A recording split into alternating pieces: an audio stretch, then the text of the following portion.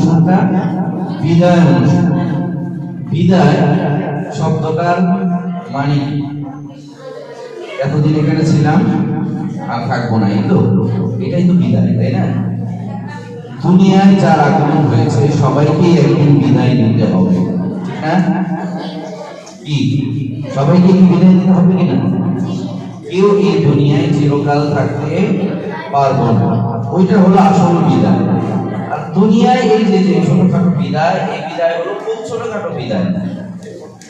তবে আমাদেরকে এই বিদায় থেকে শিক্ষা নিতে হবে যে আমাদের সামনে অনেক বড় একটা বিদায় অপেক্ষা করছে, যে বিদায়ের মাধ্যমে আর কোনদিন এই দুনিয়ায় কারো সাথে দেখা সাক্ষাৎ হবে এরকম একটি দিন আগামীতে আসছে, ঠিক না? তো এইটার একটা শিক্ষা আজকের বিদায়। তো এই বিদায়ের মাধ্যমে যদিও আমরা পঞ্চম শ্রেণীতে যারা ছিলেন, আপনারা পঞ্চম শ্রেণী থেকে এই স্কুল থেকে বিদায় নিয়ে চলে যাচ্ছেন, যেহেতু এই স্কুলের সর্বশেষ ক্লাস 5, তাই না? ক্লাস 5 এর পরে এখানে আর কোনো ক্লাস যেহেতু নাই, সেহেতু অন্য স্কুলে চলে যেতে হবে। তো অন্য স্কুলে যেহেতু চলে যাব, অতএব এই স্কুল থেকে আমাদেরকে বিদায় নিয়ে অন্যত্র যেতে হচ্ছে। তো এক জায়গা থেকে আমরা আরেক জায়গায় চলে যাচ্ছি, বিদায় নিচ্ছি। এই বিদায়ের মাধ্যমে যেন এমন হয় আমরা যেখান থেকে বিদায় নিচ্ছি সবাই যেন আমাকে স্মরণ করে। অন্তত যে কয়দিন আছি এই কয়দিন আমরা শিশু শ্রেণীতে, কেউ শিশু শ্রেণী থেকে আজকে 5 পর্যন্ত সমাপ্ত করলাম, কেউ বা পরের ক্লাসে এসে যুক্ত হয়েছি, তারপর ধীরে ধীরে 5 পর্যন্ত আমরা শেষ করেছি। তো যে যেভাবে শেষ করি না কেন, এখন আমরা 5 এর পরে আর এই স্কুলের সুযোগ পাচ্ছি না ছাত্র হিসেবে। এমনি আসবো দেখা সাক্ষাৎ করার জন্য, পুরাতন শিক্ষক মন্ডলী যারা ছিলেন তাদের সাথে যোগাযোগ ইনশাআল্লাহ আজীবন রক্ষা করবো, তাই না? যোগাযোগ তো রক্ষা করতেই হবে। যোগাযোগ যদি রক্ষা না করি তাহলে দেখা যাবে কি আমি বিপদগ্রস্ত হয়ে গেছি। কারণ আমাদের স্কুলের যে পরিবেশ, এই পরিবেশটা অন্য জায়গায় আছে নাকি? এখানে যেমন অনিসলামিক কোনো কর্মকাণ্ড হলেই সাথে সাথে শিক্ষক মন্ডলীরা যার নজরে পড়ে সংশোধন করে দেওয়ার চেষ্টা করে, ঠিক না? কিন্তু আপনারা যখন বড় হয়ে যাবেন, অন্য স্কুলে চলে যাবেন, তখন বাধা দেওয়ার মতো কেউ নাই। এক একজন সবাই যার যার মতো করে চলবে, কেউ আপনাকে বাধা দিবে না। তখন দেখা যাবে যে হিজাব ছেড়ে দিয়েছেন, নামাজ রোজা খবর নেই, ইসলামী আহকাম আর মানতেছেন না। তো যাই হোক, এই বিদায়ের মাধ্যমে যেন আমরা আমাদের আমল আখলাক সবকিছু থেকে বিদায় না নেই। এই বিদায়ের মাধ্যমে যেন আমাদের বিদায়টা এমন হয় যে আমরা এখান থেকে বিদায় নিচ্ছি এই জন্য যে 5 বছর আমরা যা কিছু শিখলাম, আমরা যে ইসলামী নৈতিকতা শিখেছি, ইসলামী আদর্শ শিখেছি, এই আদর্শ অন্য স্কুলের মধ্যে গিয়েও আমরা সেখানে বাস্তবায়ন করব। আমার বন্ধু বান্ধব যারা হবে সবাই তারা যেন আমাদের মতো হয়ে যায়, এই চেষ্টা করবো না? আমরা যেন এমন না হই যে অন্যের রঙে নিজেদেরকে রাঙিয়ে ফেললাম, এমন যেন না হই। বরঞ্চ আমরা যেন নিজেদেরকে না রাঙাইয়া নিজেদের রঙে তাদেরকে রাঙাতে পারি, এই চেষ্টা করতে পারবো না ইনশাআল্লাহ? এই চেষ্টা করবো না ইনশাআল্লাহ? আমাদের স্কুল একটি ইসলামিক স্কুল, এখানে ইসলাম শেখানো হয় এবং ইসলাম কিভাবে পালন করতে হয়, নিজের জীবনে বাস্তবায়ন করতে হয় সেটা শেখানো হয়। এ পর্যায়ে আমাদের সম্মুখে কোরআনের তেলাওয়াত নিয়ে আসছে 5ম শ্রেণীর বিদায়ী ছাত্র মোহাম্মদ ইয়াসিন। 5ম শ্রেণীর ছাত্র মোহাম্মদ ইয়াসিন।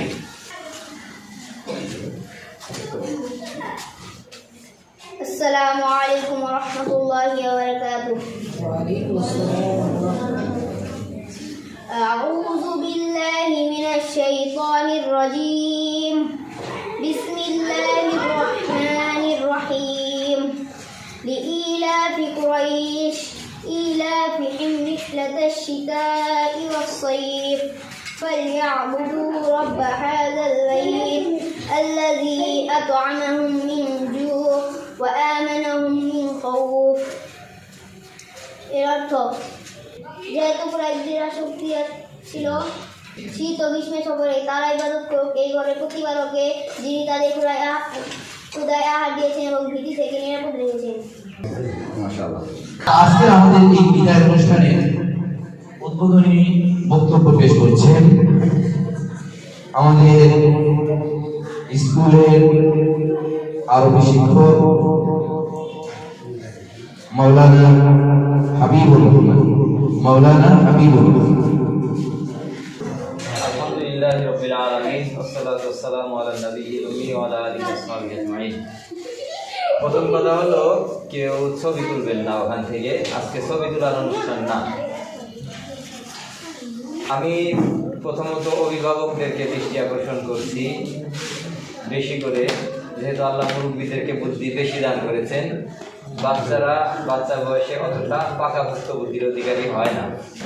তারপরে পঞ্চম শ্রেণীর শিক্ষার্থী এবং অন্যান্য শ্রেণীর শিক্ষার্থী যারা আছে সকলকেই বিশেষভাবে দৃষ্টি আকর্ষণ করছি। একটা কথা আমরা মনে রাখবো, এটাই আমার আজকের আলোচ্য বিষয়। সেটা হলো, একটু আগে স্যার বলেছেন, আমরা এই স্কুলে যেই পরিবেশে ছিলাম, আমরা একটা দুর্গ বা একটা কাচের সুরক্ষিত ঘরের মতো একটা জায়গায় ছিলাম বাহিরের পরিবেশের তুলনায়। এটা আপনারা টের পাবেন কখন?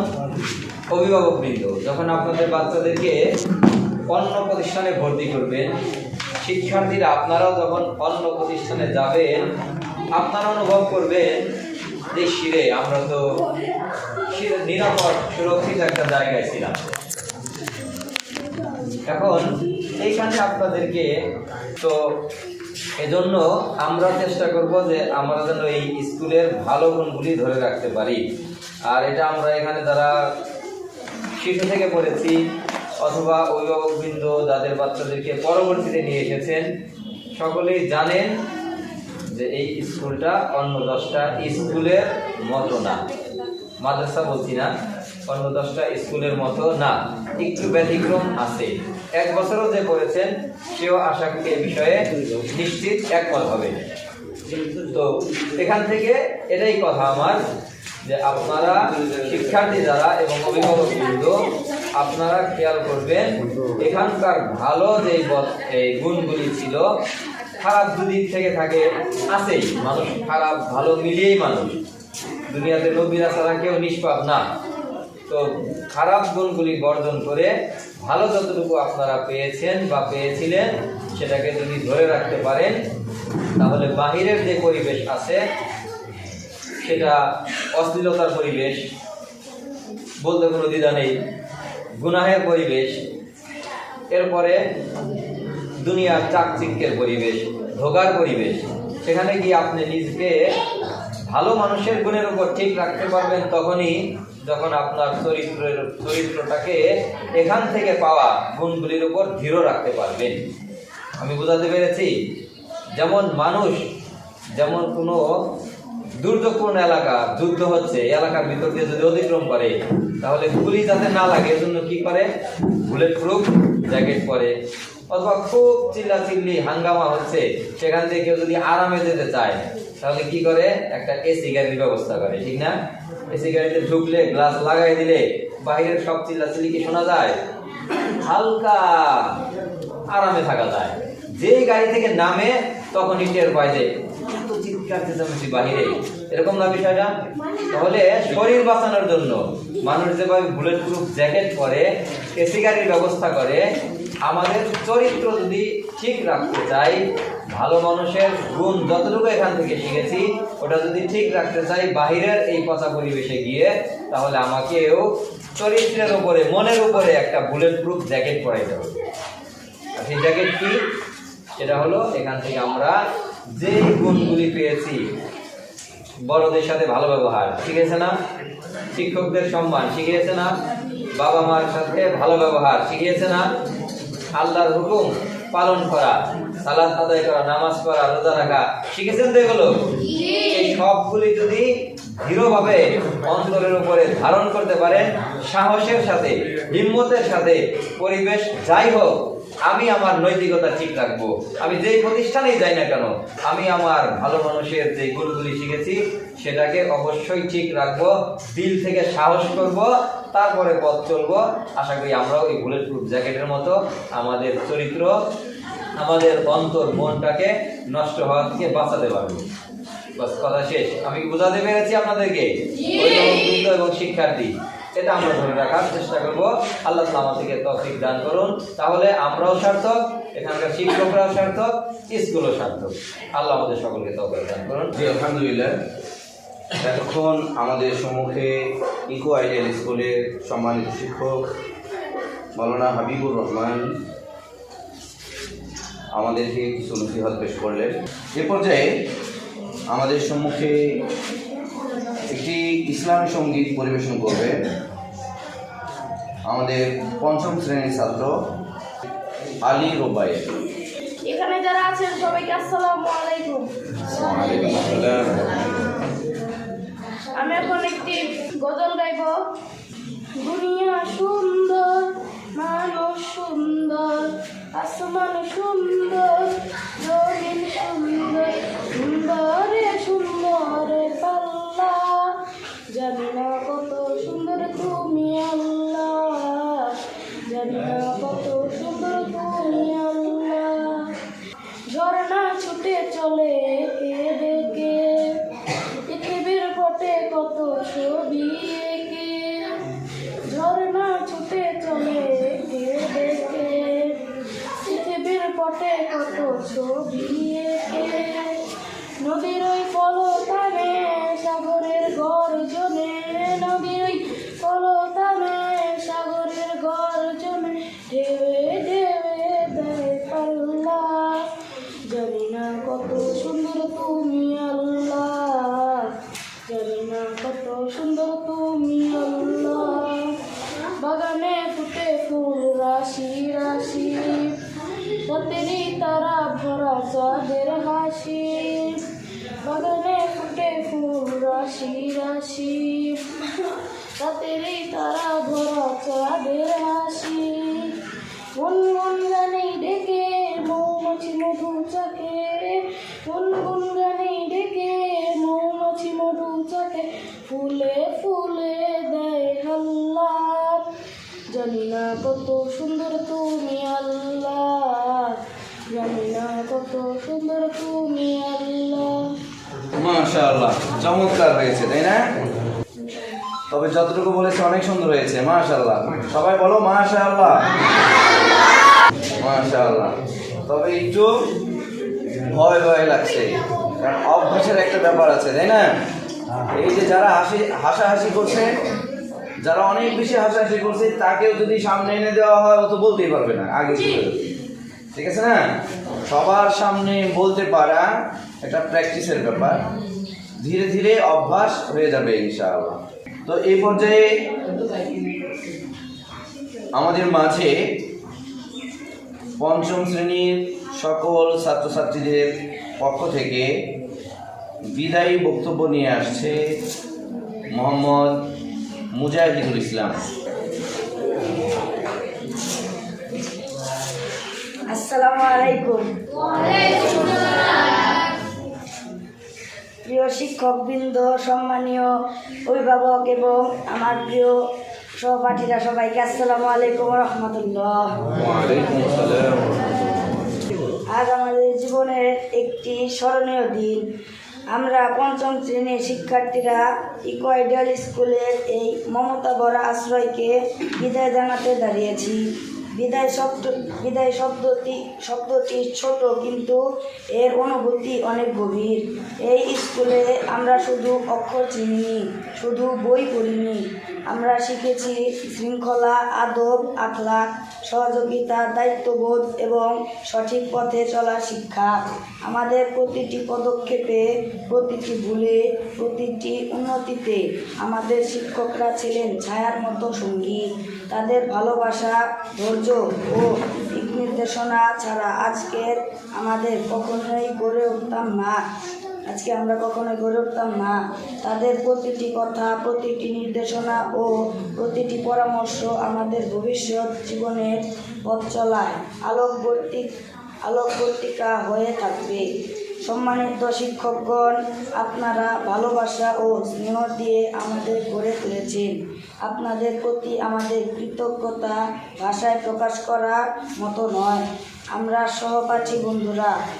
সহপাঠী বন্ধুরা, তোমাদের সঙ্গে হাসি, খেলা, দুষ্টুমি, প্রতিযোগিতা সব মিলিয়ে তোমাদের সঙ্গে কাটানো প্রতিটি স্মৃতি আজ হৃদয়কে গভীরভাবে ছুঁয়ে যাচ্ছে।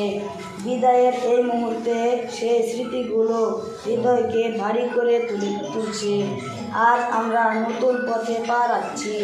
আজ বিদায়ের এই মুহূর্তে আমরা প্রতিজ্ঞা করছি, আমরা আমাদের শিক্ষকদের দেওয়া প্রতিটি শিক্ষা ও আদর্শকে জীবনের পথে ধরে রাখব এবং ভবিষ্যতে যেখানেই থাকি না কেন ইকো আইডিয়াল স্কুলের সুনাম অক্ষুণ্ণ রাখব। ইনশাআল্লাহ আমরা এমন মানুষ হব যাদের দেখে ইকো আইডিয়াল স্কুল গর্ব করে বলবে, এরা আমাদের শিক্ষার্থী। শেষে মহান আল্লাহর দরবারে দোয়া করি, আমাদের প্রিয় শিক্ষকবৃন্দ, সম্মানীয় অভিভাবক এবং সহপাঠীদের জীবনে যেন সর্বদা শান্তি, সুস্থতা, বরকত এবং সফলতা দান করেন। আমিন। আর আমাদের জন্য দোয়া করবেন, আমরা যেন সাহস, জ্ঞান, নৈতিকতা এবং সৎকর্মকে সঙ্গী করে আগামী পথে এগিয়ে যেতে পারি। আপনাদের সবাইকে হৃদয়ের গভীর থেকে ধন্যবাদ। আসলে বিদায় জিনিসটা অনেক কষ্টের, তাই না? বিদায় জিনিসটাই অনেক কঠিন। তবে এই বিদায়টা তোমাদের ভালোর জন্য, তোমরা আরও বড় হও, আরও এগিয়ে যাও, এই জন্য এই বিদায়। তো আমরা চাই তোমরা অনেক বড় কিছু হও। আসলে বর্তমান সময়টা প্রতিযোগিতার সময়, তাই না? বর্তমান সময়টা কিসের? প্রতিযোগিতা মানে কি? কে কাকে টপকে আগে যেতে পারে। বর্তমান দুনিয়ায় ভালো করে খেয়াল করে যদি আমরা দেখি, খুব দূরদৃষ্টি দিয়ে যদি আমরা দেখতে চাই, তাহলে আমরা দেখব যে বর্তমান সময়ে সেরাদেরও কোনো মূল্য নেই। বুঝতে পেরেছি? এই পুরা ক্লাসের ভিতরে সেরা, কিন্তু তারও কোনো দাম নেই। তাহলে এই যুগে যদি টিকে থাকতে হয়, তাহলে আমাকে সেরাদের সেরা হতে হবে। কি হতে হবে? সেরাদের সেরা। যদি শুধু সেরা হই, এই সেরা দিয়ে দুনিয়ায় টিকে থাকা বর্তমান যুগে কঠিন। যেহেতু প্রতিযোগিতার যুগ, এই জন্য আমাদেরকে সেরাদের সেরা হওয়ার জন্য অনেক বেশি পরিশ্রম করতে হবে, ঠিক না? এই স্কুলে যতটুকু পরিশ্রম করেছি, আগামীতে আমরা তার চেয়ে আরো কয়েক গুণ বেশি পরিশ্রম করব ইনশাআল্লাহ। করবো তো ইনশাআল্লাহ? আল্লাহ রাব্বুল আলামিন আমাকে, আপনাকে সবাইকে তৌফিক দান করেন এবং সবাইকে আল্লাহ রাব্বুল আলামিন দুনিয়ার বুকে যতদিন বেঁচে আছি ঈমান এবং আমলের সাথে যেন টিকে থাকতে পারি এবং বাতিলের মোকাবেলা যেন আজীবন করে যেতে পারি, সেই তৌফিক আল্লাহ রাব্বুল আলামিন আমাদের সকলকে দান করেন। এই পর্যায়ে আমাদের সম্মুখে ছাত্রদের জন্য কিছু নসিহত পেশ করবেন আমাদের স্কুলের অনেক সিনিয়র শিক্ষক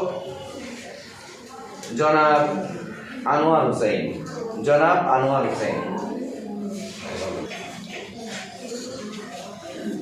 আলহামদুলিল্লাহ রাব্বিল আলামিন ওয়া সালাতু ওয়া সালামু আলা রাসূলিল কারীম ওয়া আলা আলিহি ওয়া সাহবিহি আজমাইন। সম্মানিত প্রধান শিক্ষক, শিক্ষক মণ্ডলী, সম্মানিত অভিভাবকগণ এবং আজকের ছাত্রছাত্রীরা, আসসালামু আলাইকুম ওয়া রাহমাতুল্লাহি ওয়া বারাকাতুহু। মহান আল্লাহ তাআলার সাথে অসংখ্য শুকরিয়া যে আল্লাহ তাআলা আমাদেরকে আমাদের জীবন থেকে আর একটি বছর সমাপ্ত করার প্রতি দিতেছেন এবং ইতিপূর্বে অনেকের মুখ থেকে শুনে আসছে আমাদের আয়োজন এবছরের যারা পঞ্চম শ্রেণীর ছাত্রছাত্রী আমাদের ছেড়ে চলে যাচ্ছে, তাদেরকে বিদায় দিতে হচ্ছে। জীবনে একটা অংশ এটা, এবং তাদের ঘিরে আমরা এখানে এই সমাবেশে একত্রিত হয়েছি। সকল কাজে আল্লাহ পাকের শুকর, আলহামদুলিল্লাহ।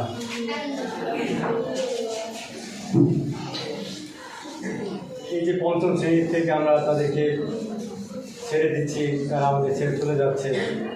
কেউ 7 বছর শিশুতে ভর্তি হয়ে 5 পর্যন্ত 7 বছর, কেউ পরে ভর্তি হয়ে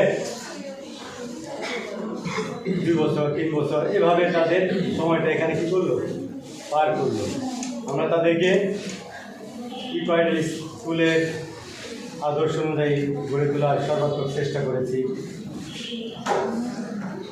তো আল্লাহ রাব্বুল আলামিন আমাদেরকে যতখানি তৌফিক দিয়েছেন, আল্লাহ শুকর, আলহামদুলিল্লাহ। এই লক্ষ্য কী ছিল, এই স্কুলটা প্রতিষ্ঠা করেছেন, তাদের নাম স্কুলের সাথে নেই। জনাব আব্দুল ওয়াহেদ এবং তার মিসেস ইয়াসমিন রোকা ওয়াহেদ, আমরা তাদেরকে হারিয়েছি। তারা এসে স্কুল দেখাশোনা করতেন এবং অনুষ্ঠানে কথা বলতেন এবং ছাত্রছাত্রী অভিভাবকদের উদ্দেশ্যে কথা বলতেন। আমাদের অনেকেরই সেগুলি মনে আছে না? তাদের উদ্দেশ্য কী ছিল? যে ভালো মানুষ হওয়া, সমাজে আদর্শ নাগরিক হওয়া এবং আল্লাহর খাঁটি বান্দায়, আল্লাহ রাসূলের খাঁটি উম্মত হিসেবে জীবনকে গড়ে তোলা। এই উদ্দেশ্যে তারা এই স্কুলটা প্রতিষ্ঠা করেছে।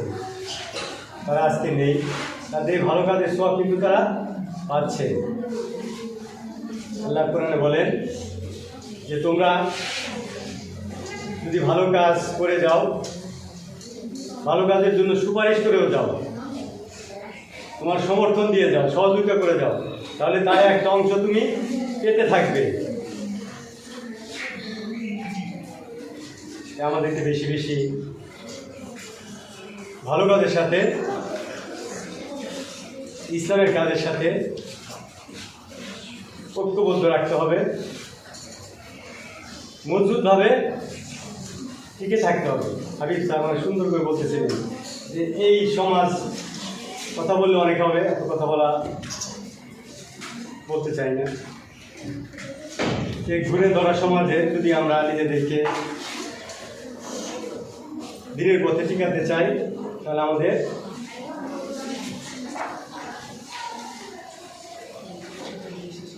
অত্যন্ত সাবধানে, সতর্কভাবে চলতে হবে, আল্লাহকে ভয় করে চলতে হবে এবং ইসলাম জীবনের একমাত্র লক্ষ্য, উদ্দেশ্য বানাতে হবে। শান্তি, শৃঙ্খলা, প্রগতি, এগুলি প্রতিরক্ষা বাহিনীর স্লোগান। এগুলি কি প্রতিরক্ষা বাহিনীর স্লোগান? কোনো সমাজে, কোনো দেশে যখন বিশৃঙ্খলা দেখা দেয়, অশান্তি দেখা দেয়, তখন ওই দেশের সরকার কী করে? তার যে প্রতিরক্ষা বাহিনী আছে, আর্মি আছে, পুলিশ আছে, বিজিবি আছে, আনসার আছে, তাদের কী করে? ব্যবহার করে। এমনি সারা বছর তাদের বেতন দিয়ে, ভরণ পোষণ দিয়ে কী করতেছে?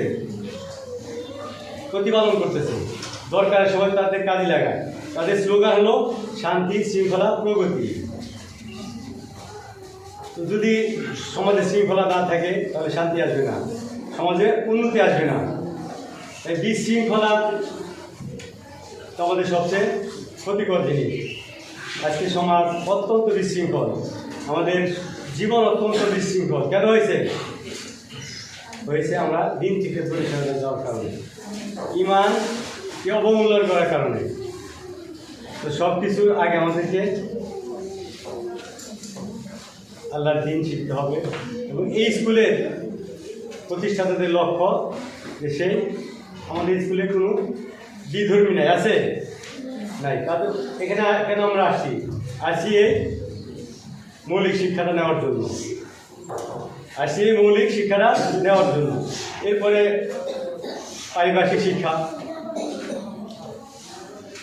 বাংলাদেশ সরকারের কারিকুলাম, বাংলা, ইংরেজি, সমাজবিজ্ঞান যা আমরা পড়তেছি আমাদের জীবনকে গঠন করার জন্য, সমাজের টিকে থাকার জন্য, তার মূল হলো সুস্থ সুন্দরভাবে বেঁচে থাকার জন্য, শান্তিপূর্ণ জীবন গঠনের জন্য এবং পরকালে আল্লাহর কাছে নিজেকে একজন খাঁটি বান্দা, আল্লাহ আমাদেরকে বানাইছেন তার ইবাদতের জন্য, আমাদেরকে বানাইছেন তার গোলামি করার জন্য, তার দিনের অনুসরণ করার জন্য। আজকে আমরা কিন্তু দিন থেকে দূরে সরে যাওয়ার কারণে আমাদের সব আছে, দুনিয়ায় কোনো অভাব নাই, সব কিছু আছে, কিন্তু আসল অভাব হচ্ছে শান্তি, আসল অভাব হচ্ছে নিরাপত্তা, আসল অভাব হচ্ছে এই ঈমান এবং আমলকে মেনে চলা। তাই আমি ছাত্রছাত্রীদের উদ্দেশ্যে বলতে চাই, তোমরা এই জিনিসটাকে সবচেয়ে গুরুত্ব দিবে।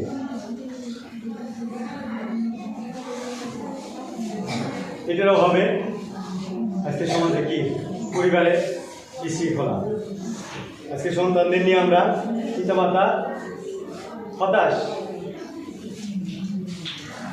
বাবা মার কথা শুনে না, বাবা মার কথা শুনে না, সমাজের নাগরিক সমাজের আইন মানে না, দেশের নাগরিক দেশের শৃঙ্খলা মানে না, দিন থেকে সরে যাওয়ার কারণে, আদর্শ হারা হওয়ার কারণে। তাই কবি কুসুম করে দাস কি বলেছেন, আমাদের দেশে হবে সেই ছেলে কবে, কথাই না বড় হয়ে কাজে বড় হবে, মুখে হাসি বুকে বল তেজে বড় মন, মানুষ হইতে হবে এই যা কোন। আমাদেরকে প্রকৃত মানুষ হতে হবে, মানুষের মতো মানুষ হতে হবে, যেন আমরা বিপথে না যাই, সমাজের কোনো ক্ষতি না করি, মানবতার কোনো ক্ষতি না করি। তার জন্য আমাদের শিক্ষকরা যা শিখান মনোযোগ দিয়ে শুনতে হবে, পিতামাতা যা আমাদেরকে বলেন, যা শিখান সেটা আমাদের গুরুত্বের সাথে নিতে হবে। এসব উপদেশে এসব কথায় কিন্তু গুরুত্ব দিতে চায় না এই সমাজের অবক্ষয়ের কারণে, সমাজের অবক্ষয়ের কারণে। এই সমাজের অবক্ষয়কে ফেরাতে হলে আমাদের সেতে আদর্শবান হতে হবে, নীতিবান হতে হবে এবং ঈমানকে আগে মজবুত করতে হবে।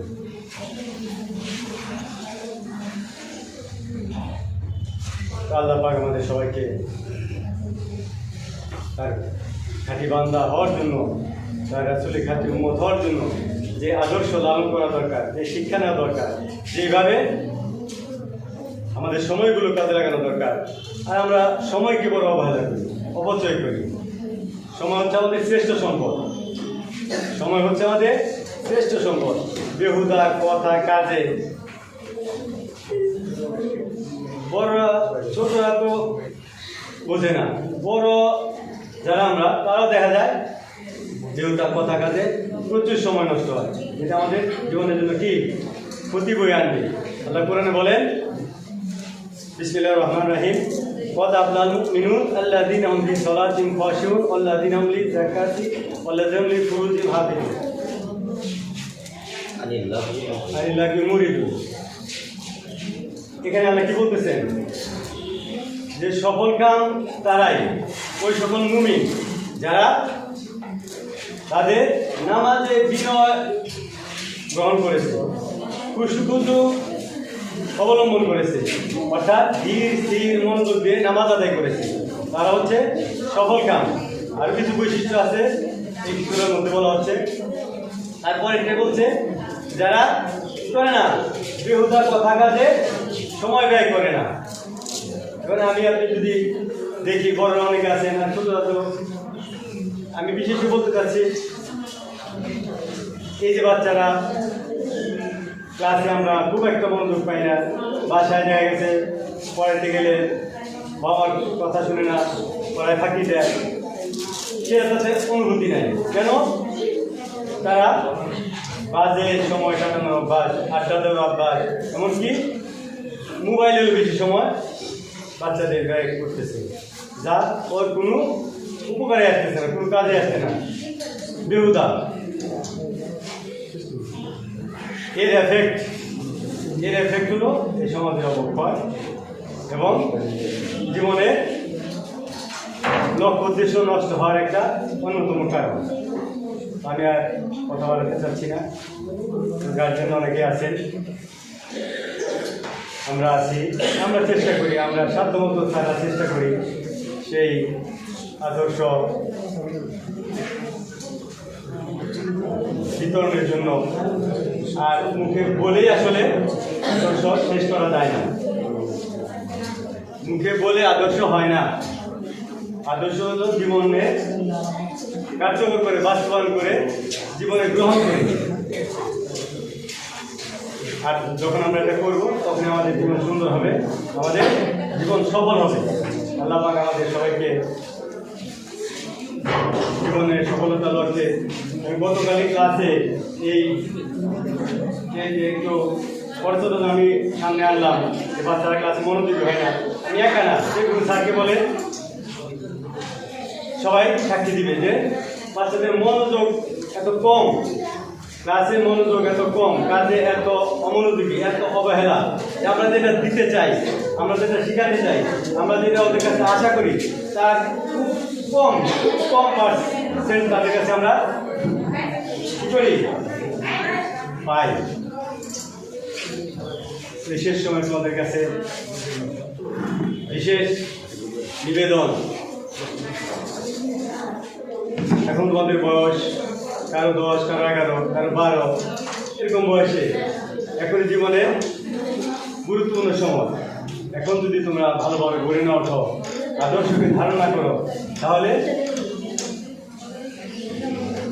বিপদ কাটবে না। তাই ভালো পরিবেশে মিশতে হবে, ভালো বন্ধুদের সাথে চলতে হবে, ভালো অভ্যাসগুলো করতে হবে, বাবা মার কথা মেনে চলতে হবে, অক্ষর মেনে চলতে হবে। কোনো বাবা মা যদি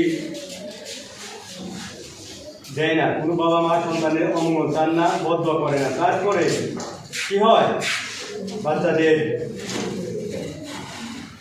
অবাধ্যতার কারণে কোনো বাবা মা যদি কী করে, বদ্ধ করে, তাহলে জীবন বরবাদ হয়ে যাবে। তাই বাবা মা মনে কষ্ট দেবে না, বাবা মার মনে কষ্ট দিবে না, বাবা মার কথা মতো চলবে। বাবা মা তোমার ভালো চান, তোমার জন্য কত কষ্ট সে করতেছে, খেয়ে না খেয়ে পরিশ্রম করে যাচ্ছে। ওরকম স্যারেরা তোমাদের জন্য অনেক পরিশ্রম করে যাচ্ছে, তোমাদের ভালোর জন্য, তোমাদের জীবনকে সুন্দর গড়ার জন্য। তো সুন্দর জীবন গড়তে হলে কি লাগে, আমরা কী করেছি, বোঝানোর চেষ্টা করেছি।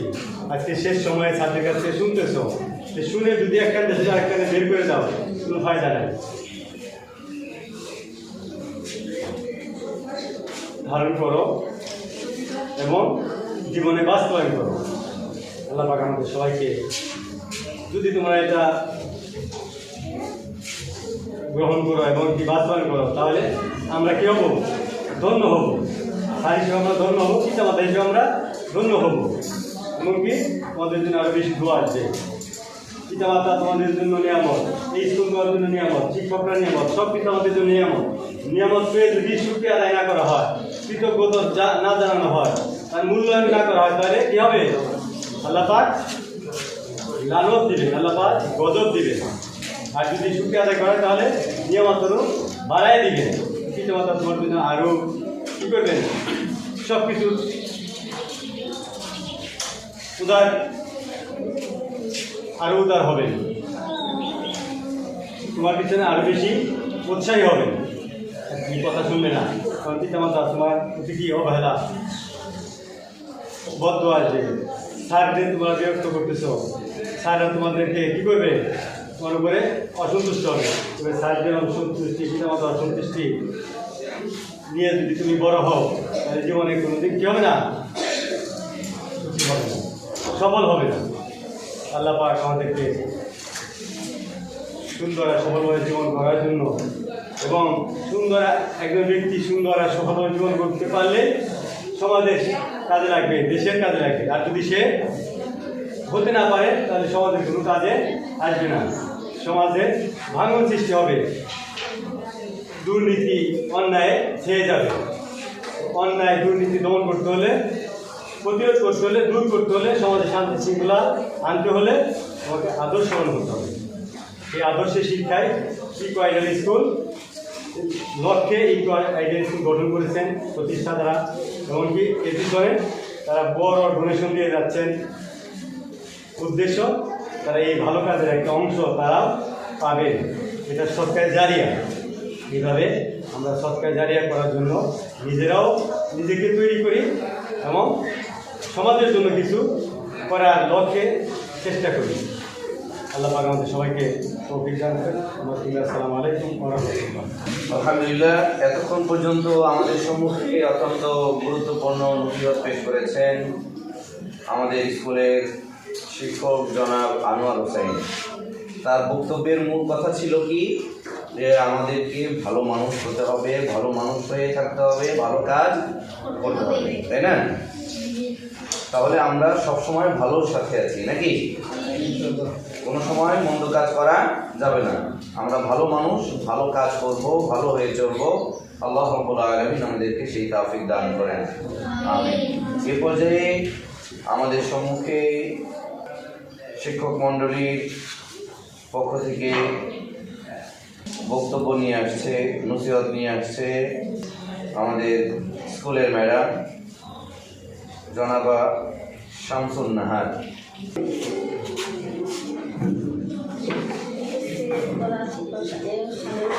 প্রধান শিক্ষক সাহেব আর অভিভাবকবৃন্দ এবং আমার সরকারি শিক্ষক আর প্রিয় ছাত্রছাত্রীরা, সবাইকে আমার সালাম। আসসালামু আলাইকুম।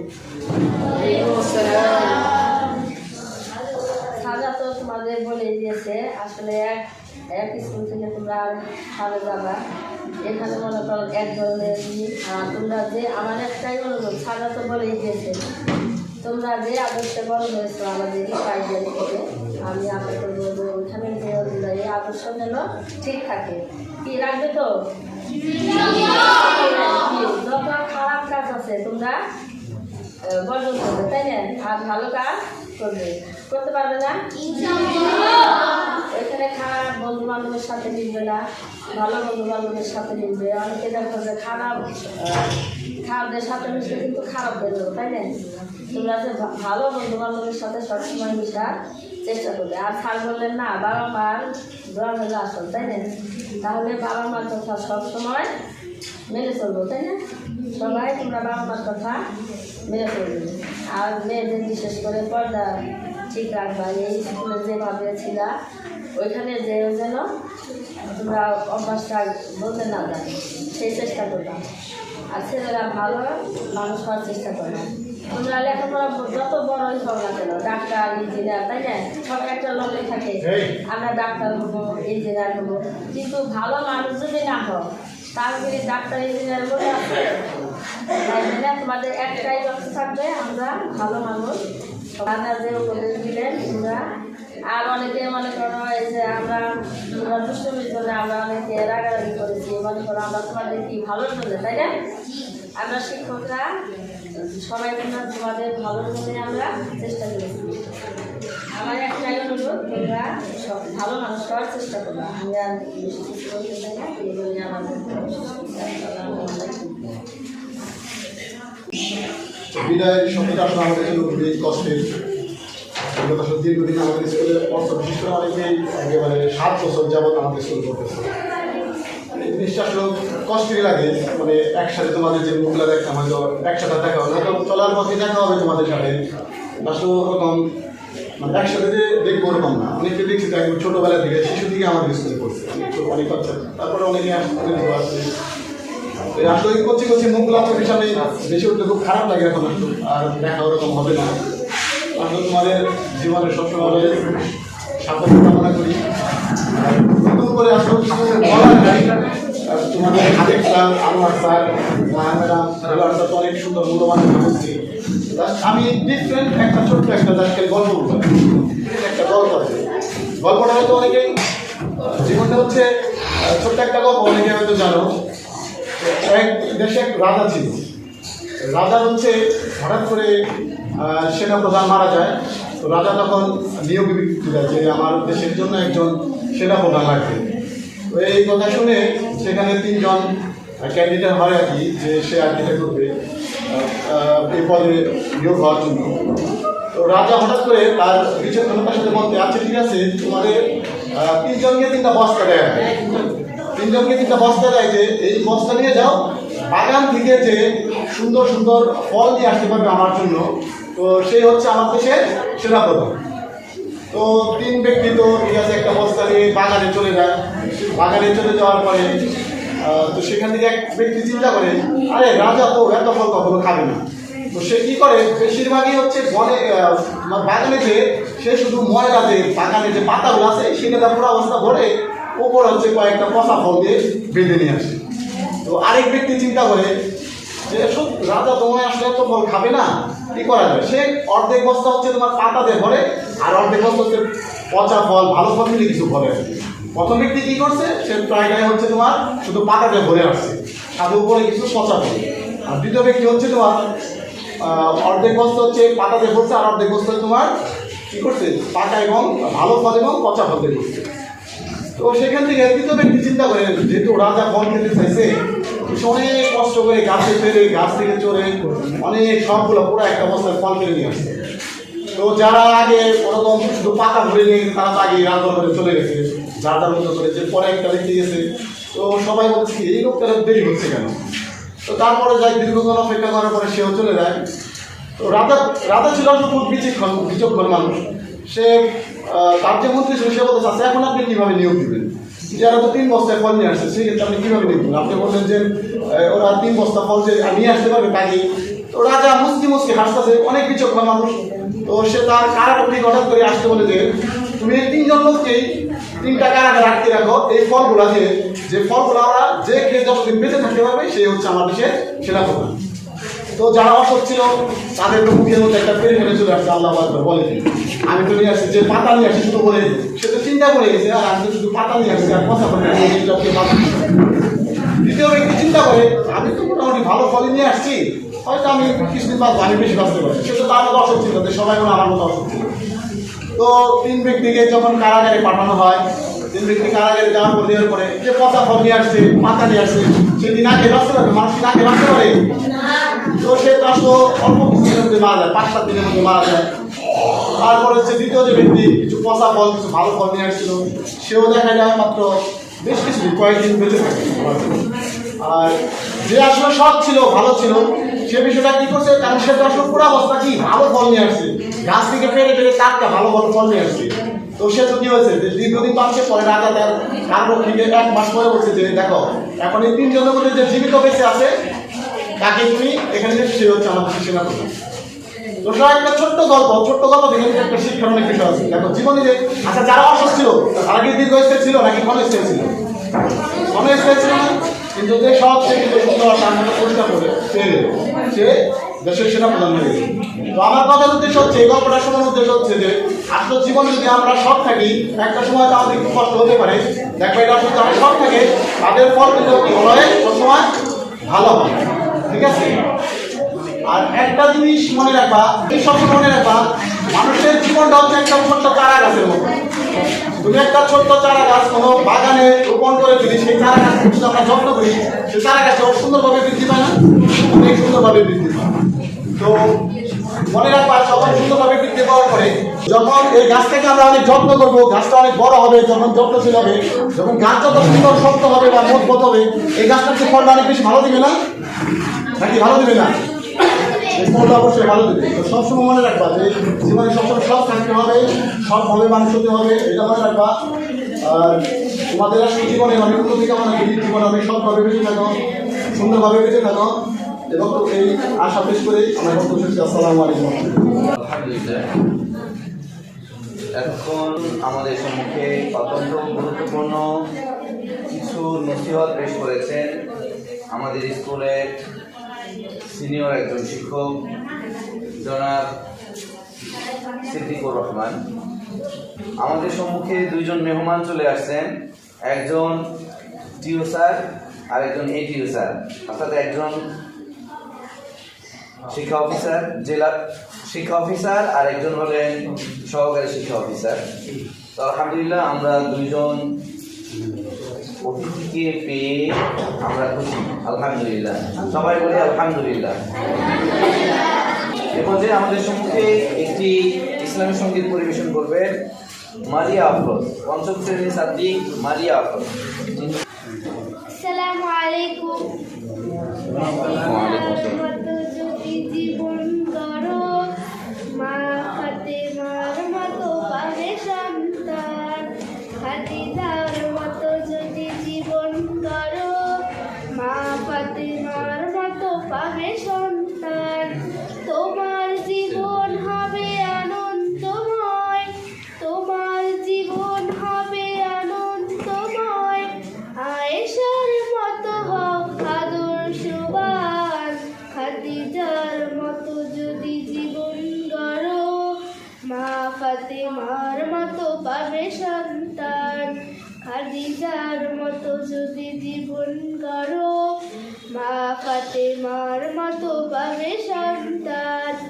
বেদেনীর রঙে রাঙিও না জীবন, কোরআন হাদিস করো তোমার আপন। বেদেনীর রঙে রাঙিও না জীবন, কোরআন হাদিস করো তোমার আপন।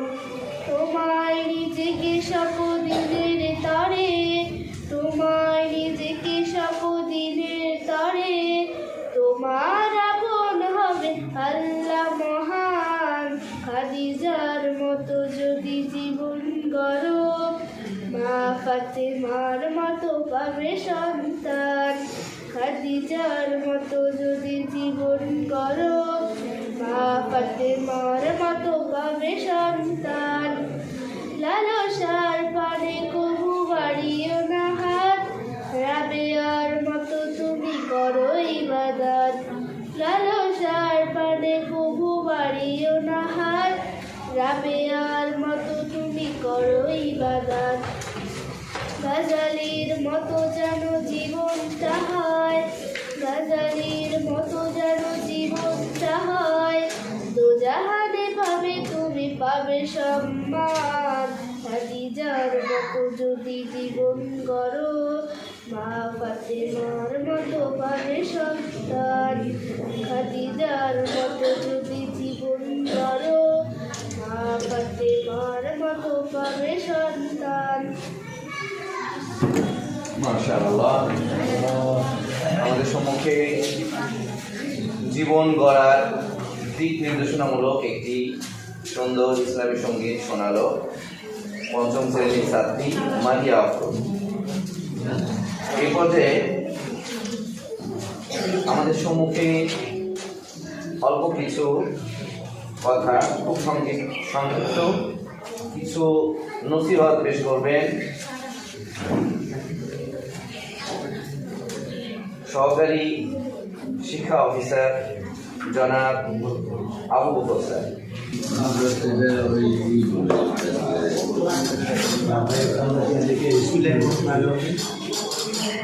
আজকে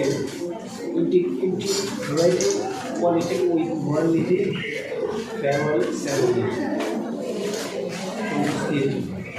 শ্রদ্ধেয় শিক্ষা অফিসার মহিলা, আমার পাশে উচিতাচা সন্তানেরা, অভিভাবকবৃন্দ, শিক্ষকবৃন্দ এবং মায়েরা,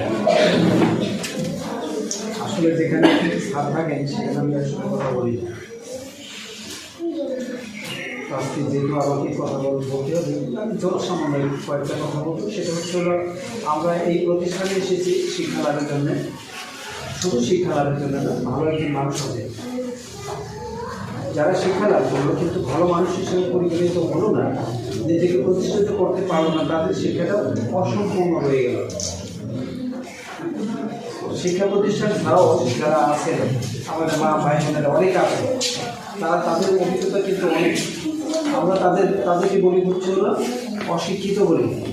আসলে দেখা যায় যে তাদের জ্ঞানের সাথে আমাদের জ্ঞানের তুলনা করলে, আমি যে বয়সে আমি গণিত, তারপরে হচ্ছে ইংরেজি, অন্যান্য বিষয়গুলো পার হয়ে এখন যে স্তর উপনীত হয়েছে, আমাকে যদি একটা হিসাব দেওয়া হয়, ছোটো ছোটো হিসাব যেগুলো গণিতে আমার করতে হয়তো লাগবে হচ্ছে হলো ক্যালকুলেশন করতে হবে, তারপর হচ্ছে হলো আবার লিখতে হবে। কিন্তু আমার গ্রামের যারা আছেন, অনেকেই আছেন যারা হচ্ছে বিভিন্ন ব্যবসা করে থাকেন, কিন্তু লিখতে পারেন না, কিন্তু কত টাকা হবে, সে যে মাল কিনলো অনেকগুলো দিল, মাল দেওয়ার পর ধরো সে মুখোমুখি করে দিলে একটা টাকা পয়সা হবে। আমি এই যে শিক্ষিত, আমি কিন্তু ধারাবাহিকভাবে এটা বলতে পারতেছি না। তো আমি যে শিক্ষিত হইলাম এত বছর পার করে, আমি শিক্ষিত না সে শিক্ষিত? সেও কিন্তু স্বশিক্ষিত হয়ে গেছে, সে প্র্যাকটিস করতে করতে সে একজন দক্ষ মানুষে পরিণত হয়ে গেছে। তো আমাদেরকে কী করতে হবে, বাস্তবের সাথে মিলে রেখে আমাদের পাঠ্যসূচি তৈরি করতে হবে এবং আমাদেরকে শিক্ষাটা দিতে হবে। আর আমাদের সন্তানরা যারা আছে তাদেরকে এইভাবে রেসপন্ড করতে হবে যে আমার শিক্ষক মণ্ডলী যে কথাগুলো বলতেছেন সেই কথাটা আমার জীবন দিয়ে, আমার জীবনে সেগুলো বাস্তবে রূপ দিব, তবেই হচ্ছে হলো আমরা ভালো মানুষ হিসেবে পরিগণিত হতে পারবো। তো শুধুমাত্র উচ্চশিক্ষিত হওয়া নয়, সমাজকে উপকৃত করা, নিজেকে প্রসারিত করা এবং নিজের যে জ্ঞান উপযোগী আছে সেই জ্ঞান দ্বারা সমাজকে পরিবর্তন করে দেওয়া, এটি হচ্ছে একজন শিক্ষিত ব্যক্তির দর্শন হওয়া উচিত। তো আসলে বর্তমানে আমাদের শিক্ষা ব্যবস্থা অনেক নিচে নেমে গেছে, মানুষ হিসেবে আমরা অনেক নিচে নেমে যাচ্ছি। যতই আমরা শিক্ষিত হচ্ছি ততই আমরা অসভ্যের দিকে যাচ্ছি। আজকে যদি একটা খাবার খেতে যাই, আমি যে ছোটোবেলায় যে খাবারটা খেয়েছি সেই খাবার তুলনা করলে আমার মনে হয় সেই খাবারটা আমি আজকে আর খাবো না, আমার জীবনেও খাবো না। খাদ্যে ভেজাল দিতে দিতে এই কারা দিচ্ছে, এই আমার মতো মানুষেরই ভেজাল দিচ্ছে।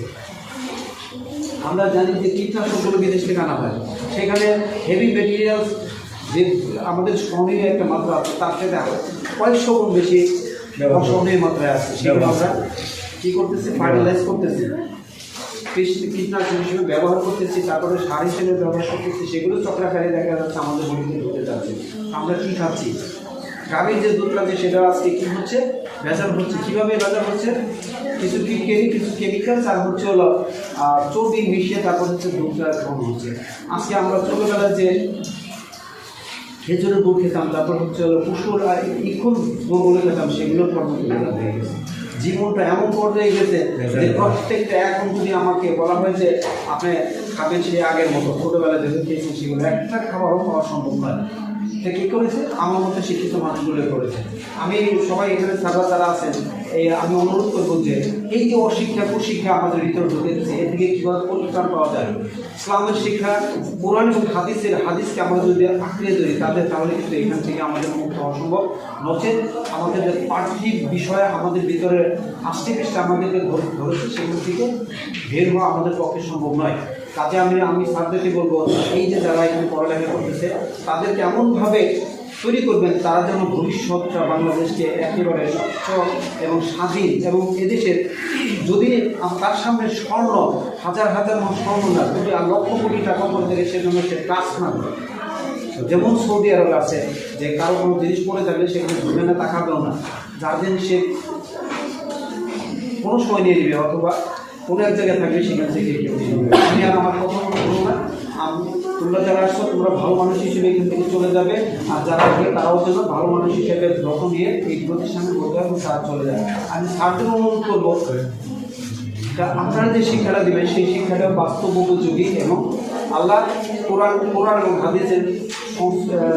হাদিসের আলোকে এবং পৃথিবী এবং পরকাল এই দুই কালে যেন আমরা কী করতে পারি, সফল এবং কামিয়াবি থাকতে পারি, সেইভাবে জানি শিক্ষা ব্যবস্থা করা হয়। আমার সংক্ষিপ্ত বক্তব্য আমি শেষ করছি। আল্লাহ হাফেজ, সবাইকে ধন্যবাদ। আসসালামু আলাইকুম। মাশাআল্লাহ, জনাব আবু বকর স্যার আমাদের সম্মুখে অত্যন্ত গুরুত্বপূর্ণ এবং চমৎকার ভাষায় আমাদেরকে কিছু নসিহত করেছেন। আমরা এই নসিহত আজীবন হৃদয়ে ধারণ করে সেই অনুসারে জীবন চালানোর চেষ্টা করব তো ইনশাআল্লাহ। আল্লাহ তাআলা দান করেন। এ পর্যায়ে আমাদের সম্মুখে সংক্ষিপ্ত আলোচনা পেশ করবেন আমাদের অনুষ্ঠানের সম্মানিত অতিথি, শিক্ষা অফিসার জনাব মুয়াজ্জিম স্যার। জনাব মুয়াজ্জিম স্যারকে আমি কিছু নসিহত পেশ করার জন্য অনুরোধ করছি। আসসালামু আলাইকুম ওয়া রাহমাতুল্লাহি ওয়া বারাকাতুহু। ইকুয়াইডিয়াল স্কুল অ্যান্ড শুধু স্কুলে এই স্কুলে কোমলমতি শিক্ষার্থীবৃন্দ, সম্মানিত শিক্ষক মণ্ডলী, আবারও সবাইকে আসসালামু আলাইকুম। আসলে এই প্রতিষ্ঠানে যেরকম ভবন যে পাশেও আছে, এর থেকে হয়তো ঊর্ধ্বমুখী হবে, কিন্তু ওই ভবনের থেকে কিন্তু এই ভবনটার দাম বেশি, ঠিক কিনা? কেন দাম বেশি? এখানে জ্ঞান বিতরণ করা হয়, মানুষকে সত্যিকারের মানুষ হিসাবে বেড়ে ওঠার সুযোগ তৈরি করা হয়। একটু অল্প সময় দেবো, আমি নিজে অসুস্থ, তো আমি এই সুন্দর সুন্দর অনুষ্ঠানগুলো আমি এনজয় করি, যে কারণে আমার আশা। কারণ আমার প্রাইমারি স্কুলের সাথে কেজি স্কুলের সাথে শিশুদের যে এই পড়া গ্রহণের যে বিষয়গুলো, অবশ্যই এখানে ভালো কিছু থাকে, আবার কোনো কোনো প্রাইমারিতে ভালো থাকে, এগুলোকে আমরা কম্পাইল করার চেষ্টা করি, এটাকে মেশানোর চেষ্টা করি। শেখাটা হচ্ছে মজবুত হয়, যত বই থেকে যতটুকু শেখা যায় তার থেকে বেশি আউটডোরে শেখা হয়। তোমরা যখন স্কুলে আসো, আসার পথে অনেক কিছু দেখো, আমার উপদেশ থাকবে একটু একটু সময় দেবে, যে স্কুলে আসার সময়ে শুধু দেখলে চলবে না, দেখে কিছু শেখা যায় না, শেখা হয় পর্যবেক্ষণ করে, দৃষ্টিভঙ্গিটাকে প্রসারিত করে শিখতে হয়। তুমি যদি একটা স্কুলে আসার পথে যদি একটা বড় গাছ দেখো, ওই গাছ থেকে শেখা যায়, ছোট একটা দুর্বা গাছ দেখো, সেখান থেকে শেখা যায়, বড় এবং ছোটোর মধ্যে যে পার্থক্য, তুলনা, এটি করে আমরা আমাদের মহান রব্বুল আলামিন, সর্বশক্তিমান যিনি আমাদের সৃষ্টি করেছেন, আমাদের যে পা দিয়েছেন, চোখ দিয়েছেন, হাত দিয়েছেন, মুখ দিয়েছেন, তাহলে এগুলো নিয়ামত। এই যে আমরা যখন উপরের দিকে তাকাই, গাছটা কীভাবে ওখানে বেড়ে উঠছে, এত বড় হয়েছে, এইটা পর্যবেক্ষণ করলে আমরা ওটা, আমার ব্রেন ওটাকে ক্যাচ করবে। পরবর্তীতে কোনো সময় যদি স্কুলে আসার পথ ভুলে যাও, যদি স্মরণ থাকে যে এত বড় একটা গাছ আছে, কুড়ি গাছ আছে, হ্যাঁ, তারপরে কাঁঠাল গাছ আছে, আম গাছ আছে, এই আম গাছের পরেই স্কুল, তাহলে অন্তত ভুলে যাওয়ার থেকে ওই গাছটা তোমাকে পথ দেখাবে। দুর্বা গাছের উপরটা যখন হাঁটো, তখন তুমি শিখতে পারবে যে এই গাছ, এই লতা, হ্যাঁ, এই লতা যদি তোমরা স্কুলে এটার ব্যবহার জানো, যে যদি কোথাও কেটে যায়, আমি একদম খেলোয়াড়, আগে খেলাধুলা করতাম, ফুটবল খেলতাম, হাডুডু খেলতাম, ভলিবল খেলতাম, তো আমাদের এত ওষুধ ছিল না আমাদের সময়। এই দুর্বা গাছ আমরা ওই মাঠ থেকে তুলে নিতাম, কচি দুর্বা গাছ তুলে দিয়ে দাঁতে টিপে রস করে কাটা ছেঁড়া হইলে এখানে লাগিয়ে দিতাম। প্রত্যেকটা ওষুধে পার্শ্ব প্রতিক্রিয়া আছে, কিন্তু গাছের যে রস, এখানে কোনো পার্শ্ব প্রতিক্রিয়া নেই। আমি এই অসুস্থতার জন্য পার্শ্ববর্তী একটা দেশে গিয়েছিলাম, ওখানে অনেক বড় ডাক্তার দেবী সেটি, ওনার নাম অনেকেই শুনে থাকি আমরা। তো ওনাকে দেখানোর পরে উনি আমাকে একটা ফোরচার দিয়েছে, কথা বলবো না, উনি আমার কষ্ট হচ্ছে কথা বলতে, কিন্তু ইচ্ছা করতেছে কথা বলতে। তো উনি বলছেন যে আপনাকে একটা ফোরচার দিলাম, এটা ফলো করবেন, আজকে থেকেই আপনি গরু, ছাগল, ভেড়া, হ্যাঁ, এই যে চতুষ্পদ প্রাণী যেগুলো খায়, এগুলো আপনি খাবেন, শাকসবজি, হ্যাঁ, উনি আমাকে বোঝার জন্য বলছেন শাকসবজি। আমরা কি খাই? হ্যাঁ, শাকসবজি তো খুব একটা খাই না, আমরা খাই ফাস্ট ফুডের, তাই না, পিৎজা, ইতালিয়ান খাবার, তাই না, বার্গার, এগুলো খেয়ে খেয়ে কি করতেছি, অল্প বয়সে পেটটা আমাদের মোটা হয়ে যাইতেছে। হ্যাঁ, জুস খাই, আল্লাহ তাআলা এই 32টা দাঁত দিছে আমাদের, জুস খাবো কেন? জুস নিজে ফল মুখে দেবো, জুস নিজে পিছিয়ে ওটা খাবো, কারণ ওই জুসগুলো প্রিজারভেটিভ দেওয়া থাকে, ওর ভিতরে ঝামেলা আছে। মায়ের মুখে দুধ খেয়েছি না আমরা সবাই ছোটবেলায়, ঠিক কিনা? হ্যাঁ? ওর থেকে দামি খাবার কি পৃথিবীতে আছে? নাই। গরুর দুধ খেয়েছি আমরা।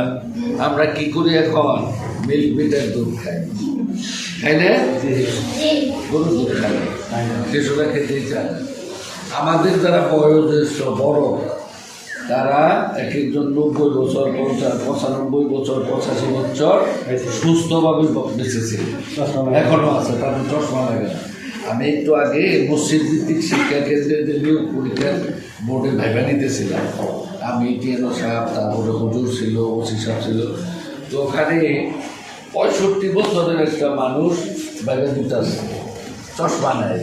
তা আমার চশমা, আমি জিজ্ঞেস করলাম, বাবাজি চশমা ছাড়া আপনি দেখেন? হ্যাঁ দেখি তো, দাঁত আছে সবগুলো। হ্যাঁ, দাঁত করবো কেন? এখন আমি আখ চিপে চিপে রস খাই, কোষাই খুব, না? কে কে খেয়েছ এই সিজনে? সবাই খাও নাই, অনেকের হাত ওঠে নাই। একটু যদি দাঁত দিয়ে চিপে না খাওয়া হয়, তাহলে খাওয়ার মজাটা কি? পেয়ারা, এখন যে পেয়ারা, কাজির পেয়ারা, এটা তো পেয়ারা না। আমরা খেয়েছি আগে শক্ত পেয়ারা, হ্যাঁ, অনেক সুস্বাদু।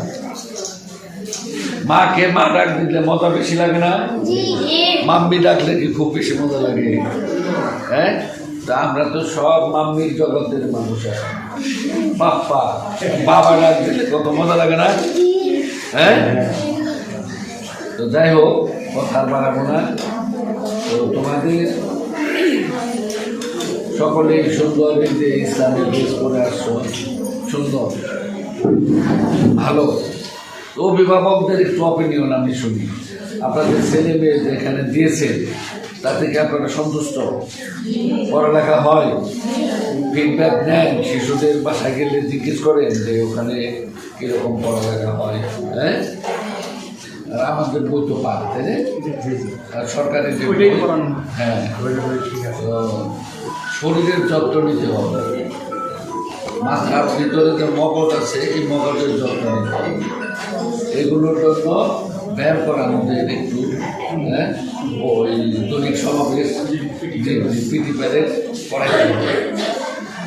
যারা সকালবেলায় ঘুম থেকে ওঠার পরে,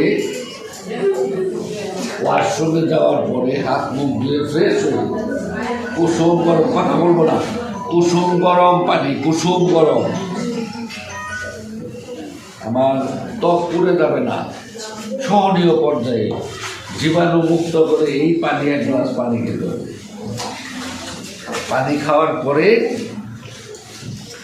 হালকা এক্সারসাইজ করতে হবে। এক্সারসাইজ মানে মাঠে যেয়ে করতে হবে না, তোমার বাসায় যাক বসা আছো, আমরা বলি না অনেক সময় স্ট্যান্ড আপ, সিট ডাউন বলি না?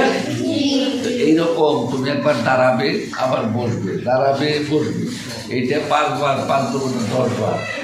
ডানে হাত প্রসারিত করবে, বামে করবে, এগুলো উপরে ওঠাবো, এইটুকু যদি করি, এই যে এগুলো যদি করি, আমাদের 206টা হাড় আছে শরীরে প্রত্যেকের। এই 206টা হাড় কোনো নাট বল্টু স্ক্রু দিয়ে আল্লাহ রাব্বুল আলামিন লাগান নাই, লাগে নাই। এই মিস্ত্রি দিয়ে লাগাইলে নাট বল্টু লাগে, আল্লাহ যে আমাদের দিয়ে দিচ্ছেন নিয়ামত হিসাবে, কোনো জায়গায় নাট বল্টু নাই। আর এই যে হাতগুলো কত ফ্লেক্সিবল, তাই না? প্রতিদিনই আমরা ওই স্কুল ছুটি হওয়ার সময় যখন আমরা যাই, আমরা শৃঙ্খলা মেনে চলব, এবং ওই হাঁটার ভিতরে তোমার ব্যায়াম হয়ে যাবে।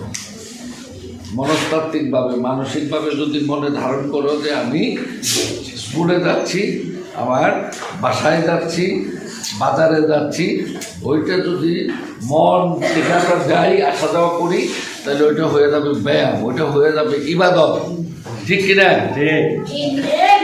তাহলে আমরা ভাত খাই, মা ডাকি, বাবা ডাকি, স্যারদের সালাম দেই, ম্যাডামদের সালাম দিই না? এইগুলো কিন্তু ইবাদত। যদি আমরা সঠিকভাবে করি, তো আমরা কি করবো? সঠিকভাবে। তুমি একজন মানুষকে বন্ধুকে নাম ধরে ডাক দাও, রহিমা, পারুল বা কি বলে আব্দুর রহমান, এটা যদি সুন্দর করে ডাক দাও, রহমান ভাই একটু শোনো, পারুল আপু শোনো, এটা হবে ইবাদত। আর যদি ভেঙচি কেটে নাম ডাকো, এটা পাপের কাজ। তাহলে আমরা কি যে কোনো কাজ ভালোভাবে করলেই পাবো। স্কুলে আসার মতো কারো কোনো ফল গাছে হাত দেব না। সন্ধ্যাবেলায় বাড়িতে ফল গাছ থেকে ফল ছিঁড়ব। কে আমার কথা শুনতেছ তোমরা? নিজের বাড়ির গাছের ফলটা সন্ধ্যা হওয়ার পরে আমরা ছিঁড়ব না। এমন ফল ছেড়ে রেখে বিসমিল্লাহির রহমানির রহিম বলবো এবং গাছের কাছে অনুমতি চাবো। আর যে মালিক তার কাছে অনুমতি চাবো, আল্লাহ তোমার নিয়ামত, হ্যাঁ গাছ তোমার কাছ থেকে ছিনলাম,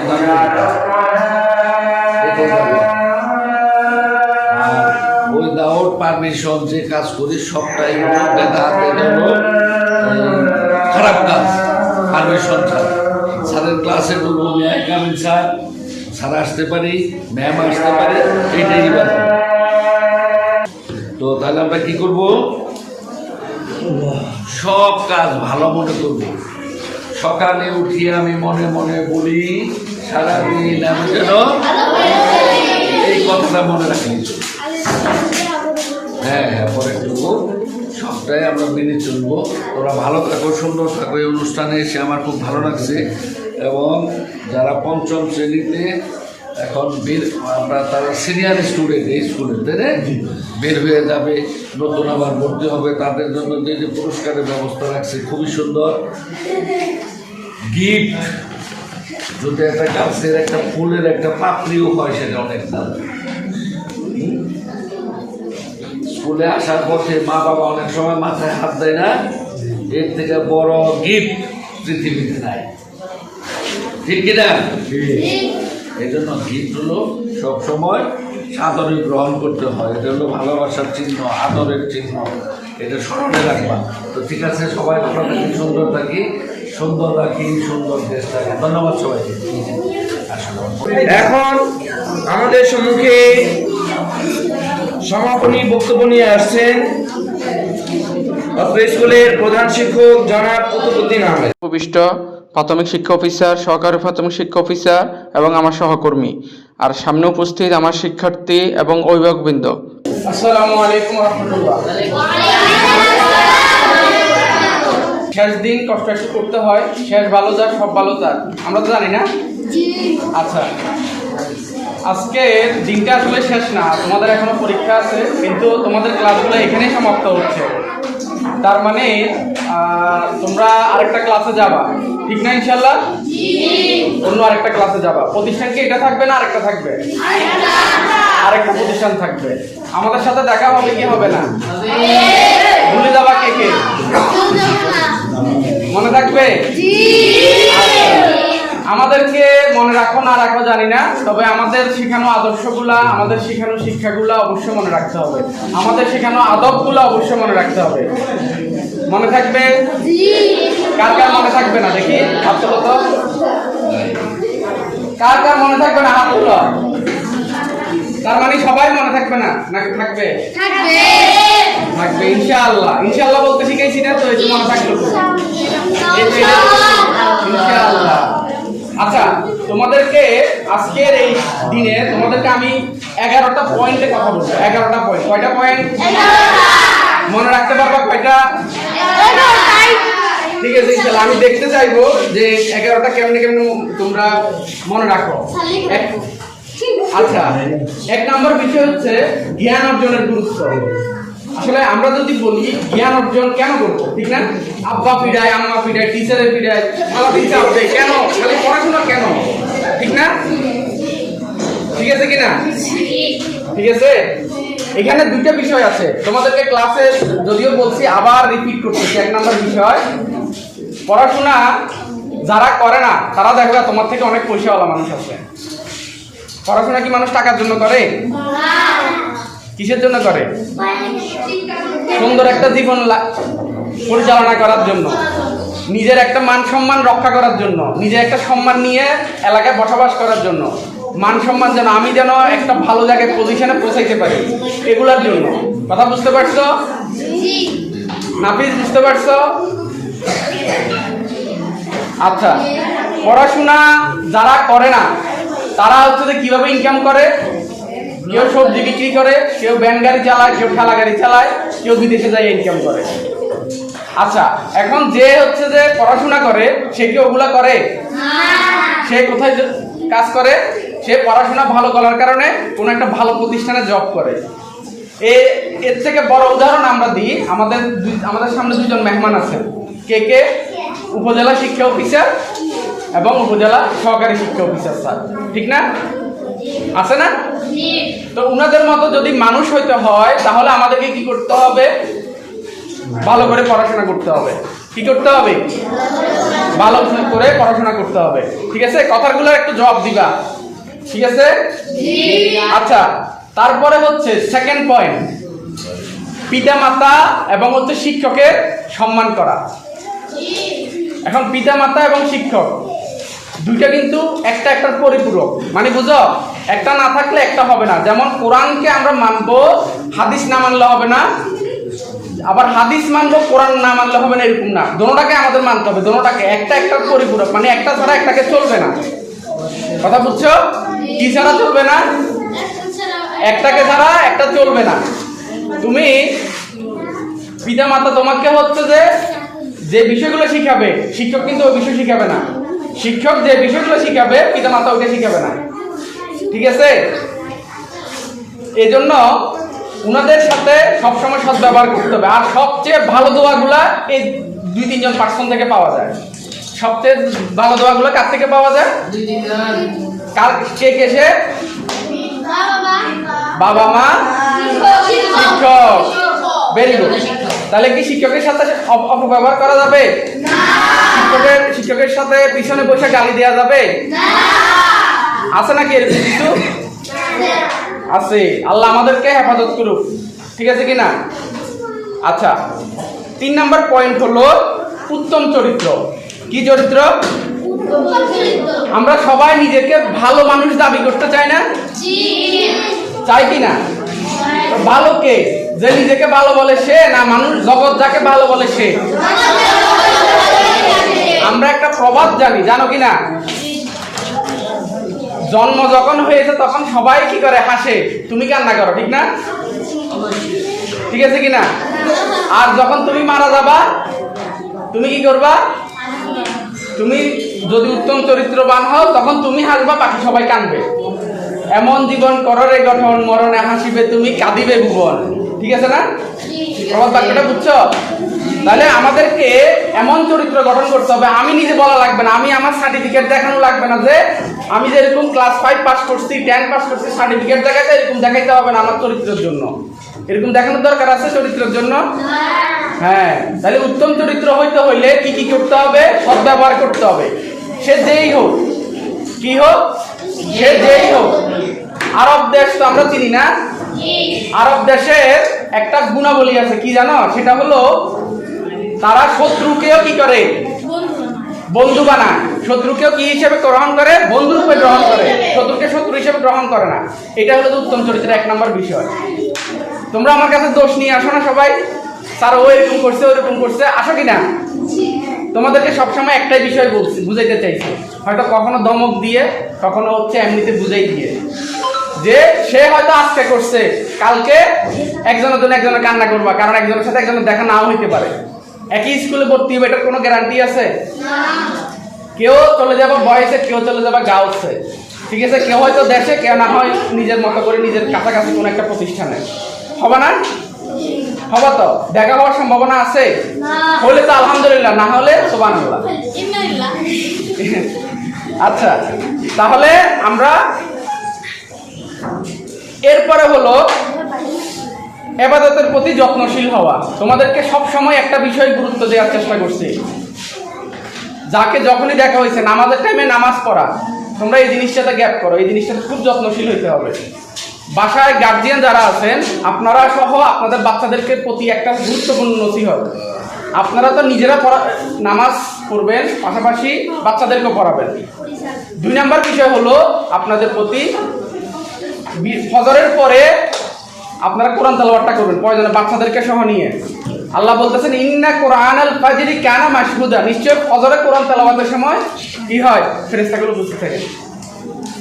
তাহলে আপনার একটা দিনে আল্লাহর কাছে 2টা সময় রিপোর্ট যায়, একটা হচ্ছে যে সন্ধ্যার টাইম আর একটা হচ্ছে যে কি সকাল টাইম। 2জন ফেরেশতা চেঞ্জ হয়, বদলি হয়। এই 2 সময়ের মধ্যে আপনি চান কিনা আপনার একটা ভালো রিপোর্ট আল্লাহর কাছে যাক? যদি চান আপনার পরিবারটা এবং আপনার পরিবারটাকে সুন্দর করে গোছাইতে চান, তাহলে হচ্ছে সবাই মিলে একসাথে কোরআন তেলাওয়াত করবেন, সবাই মিলে একসাথে নামাজ পড়বেন। আপনার ছেলে হোক মেয়ে হোক আপনার সাথে নিয়ে তারপর একসাথে নামাজ পড়বেন, ঠিক আছে কিনা? তাহলে আপনার ছেলেটা সুন্দরভাবে সুন্দর একটা আদর্শিত হবে। এরপরে 5 নম্বর বিষয় হলো সময়ের সঠিক ব্যবহার। সময়ের সঠিক ব্যবহার মানে বুঝো, সময় তো ঘড়ির কাঁটা ঘুরে, কিন্তু সঠিক ব্যবহারটা কেমনে করবো? কি ঘড়ির কাঁটা খুলে ফেলবো এটা, নাকি ঘড়িটা ধরে রাখবো? সুযোগ আছে?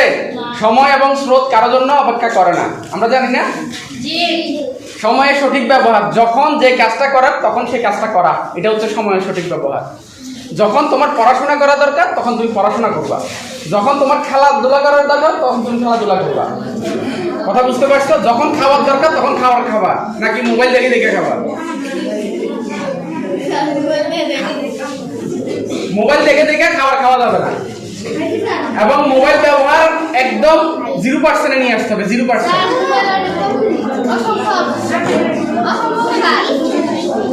আচ্ছা, তারপরে 6 নম্বর পয়েন্ট হলো সত্যবাদিতা। সত্যবাদিতা কি? সত্য কথা বলা। আমরা যখনই কথা বলবো সত্য বলবো। আমরা অনেক জায়গায় দেখি না, যাহা বলিব সত্য বলিব, সত্য বলিব মিথ্যা বলিব না, তারপর মিথ্যা কথা বলে। তারপর এটা বলার পরেও মিথ্যা কথা বলে, এরকম লোক আছে না? এরকম হওয়া যাবে? এরকম হওয়া যাবে না। যা করছে তা। আমরা একটা নবীর ঘটনা জানি, একটা আপেল খাওয়ার কারণে সত্য ঘটনা বলছে, এরপরে উনি অনেক বছর ওইখানে চাকরি করতে হয়েছে বিনা পয়সায়। জানেন কিনা এটা? এগুলো কি বলে জানেন না, ক্লাসে পড়াইছে তারপরে জানো না।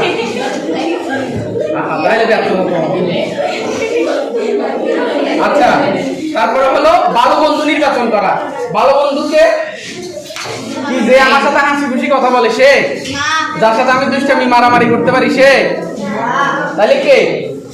আল্লাহ রাসূল বলতেছে যার সাথে যার বন্ধুত্ব তার সাথে তার কিয়ামত। মানে বুঝো, বন্ধু হইতে হবে তেমন যার সাথে তোমার কিয়ামত গেলে, কিয়ামত তোমার সাথে দেখা হইলে তোমারও জান্নাত ওরও জান্নাত হবে। মানে বুঝছো? মানে হলো তুমিও ভালো কাজ করবে, এমন ব্যক্তিকে বন্ধু বানাবা যে ভালো কাজ করে, যে হচ্ছে নামাজ পড়ে, যে আল্লাহর ইবাদত করে, যে মানুষের সাথে সদ্ব্যবহার করে, মানুষের সাথে খারাপ ব্যবহার করে না, ঠিক আছে? এমন মানুষকে বন্ধু বানাইতে হবে। কথা বুঝছো? আচ্ছা, তারপরে হচ্ছে পরিশ্রম, ধৈর্য, এই জিনিসগুলো থাকতে হবে। পূর্ণ বুঝছো? এই পূর্ণ কি থাকতে হবে? পরিশ্রম করার মানসিকতা এবং ধৈর্য থাকতে হবে। পরিশ্রম কিভাবে করবা? পড়াশোনা করে পরিশ্রম করতে হবে, ঠিক আছে? আরেকটা জিনিস হচ্ছে ধৈর্য ধরে আগাইতে হবে। আমি এটা করলাম হলো না কেন, আমি এত লিখছি পাস করলাম না কেন, এই জিনিসগুলো থাকতে পারবে না। তুমি লিখছে আজকে সফল হও না, আরেকদিন সফল হবা। কথা বুঝতে পারছো? সফল হইতে কি সফল কি একবারে হয়ে যায়? আমরা একটা যুদ্ধের ঘটনা জানি, 17 বার যুদ্ধ করার পরে তারপরে ওই জায়গাটা বিজয়ী হয়েছে, জানো কি না? 17 বার যুদ্ধ করার পরে। তাহলে কয়বার চেষ্টা করছে উনি? 17 বার। আর আমরা একবার দুইবারও চেষ্টা করতে পারি না, তাহলে কি এটাকে ধৈর্য বলবে? আচ্ছা, এরপরে হলো ইসলামী নৈতিকতা। ইসলামী নৈতিকতা জানতে হলে আগে আমাদেরকে ইসলাম সম্পর্কে জানতে হবে, না হয় এটা চলা যাবে না। আর ইসলাম সবচেয়ে মানুষ সদ্ব্যবহার কোনটা হয়? ইসলামী নৈতিকতা বলতে তুমি আরেকটু সহজভাবে আমি যদি তোমাদেরকে বুঝাই, তুমি কার সাথে কেমন ব্যবহার করবা, কোন সময় কি আচরণ করবা, কি করবা না করবা, এগুলো কি ইসলামিক মূল্যবোধ বলে, ঠিক আছে কিনা? আমরা শেষের দিকে আর বেশি না। এরপরে হচ্ছে যে পরোপকারী হওয়া, গুরুত্বপূর্ণ একটা পয়েন্ট হলো পরোপকারী। আমরা সবসময় নিজের চিন্তা করি না, আমরা একটা কথা বলি না সেলফিশ, এই ওয়ার্ডটা শুনছো কে কে সেলফিশ কথাটা? আচ্ছা আরেকটু সহজ করে বলি, আমরা সেলফি চিনি কিনা? সেলফি সেলফি সেলফি মানে কি? নিজের একটা ছবি তোলা, ঠিক না? সেলফিশ মানে কি? যে নিজের কথা চিন্তা করে সব সময়। তাহলে কি সেলফিশ হওয়া যাবে? তুমি যখন আল্লাহ বলতেছেন তোমরা দোয়া করো অন্যের জন্য, তাহলে আমি ওর জন্য দোয়াটা তোমার জন্য কবুল করব। আমরা কি করি? এ আল্লাহ আমারে এটা দাও, ওইটা দাও, আমারে সেটা দাও, এগুলা বলি। আমরা বলি যে ওরে কিছু দিও না, এই দোয়াগুলো করি। দিন শেষে আমিও পাই না। এরা দোয়া করতে হবে আল্লাহ আমাকে সহ সবাইকে এই জিনিসটা দাও। কি দাও? আমাকে সহ সবাইকে এই জিনিসটা দাও। দেখবেন যে আল্লাহ সবাইকে দিবে। এটা আমরা অন্যের ক্ষতি করার চিন্তা করি, এই জন্য হচ্ছে আমরা পাই না। কথা বুঝতে পারছো? তাহলে কি হইতে হবে? পরের উপকারী হইতে হবে, পরের উপকার করতে হবে সব সময়। কথা বুঝতে পারছো? আচ্ছা, আজকে শুরু থেকে শেষ পর্যন্ত আমাদের ম্যাডামরা স্যাররা অনেক পরিশ্রম করছেন, তোমরাও পরিশ্রম করছো। আজকে এত বছর, পুরো একটা বছর তোমরা পরিশ্রম করে এত দূর পড়াশোনা করে এতটুকু আগাইছো। বিশেষ করে আজকের দিনে, আজকের এই প্রোগ্রাম বাস্তবায়নে আমাদের সকল স্যার ম্যাডামদেরকে এবং তোমাদের সকলকে, বিশেষ করে আমাদের শিক্ষকদেরকে, আমাদের গার্জিয়ানদেরকে আমাদেরকে সার্বিক সহযোগিতা করার জন্য অসংখ্য ধন্যবাদ। এই কথা ব্যক্ত করে আমি আমার বক্তব্য এখানে শেষ করছি। আসসালামু আলাইকুম। এই পর্যায়ে আমাদের প্রোগ্রামের সমাপনীতে বক্তব্য মুনাজাত করার জন্য আমাদের সম্মানিত শিক্ষক মুফতি দেওয়ার হোসেন হুজুরকে অনুরোধ করছি। الحمد لله رب العالمين والصلاة والسلام على رسوله الكريم. ربنا ظلمنا أنفسنا وإن لم تغفر لنا وترحمنا لنكونن من الخاسرين. ربنا لا تزغ قلوبنا بعد إذ هديتنا وهب لنا من لدنك رحمة إنك أنت الوهاب. আল্লাহ রাব্বুল আলামিন স্কুলের ছাত্রছাত্রীদেরকে নিয়ে, অভিভাবক শিক্ষক মণ্ডলীদেরকে নিয়ে আল্লাহ আমরা তোমার দরবারে দুটি হাত তুলেছি। মেহেরবানি করে আমাদের তামাম জিন্দেগির গুনাহগুলো মাফ করে দাও। হে আল্লাহ, ছাত্ররা যারা আমাদের সামনে বসে আছে, আল্লাহ এই স্কুলের সকল ছাত্রদেরকে তুমি মেধাবী, ধীশক্তি, স্মৃতিশক্তি বাড়িয়ে দাও।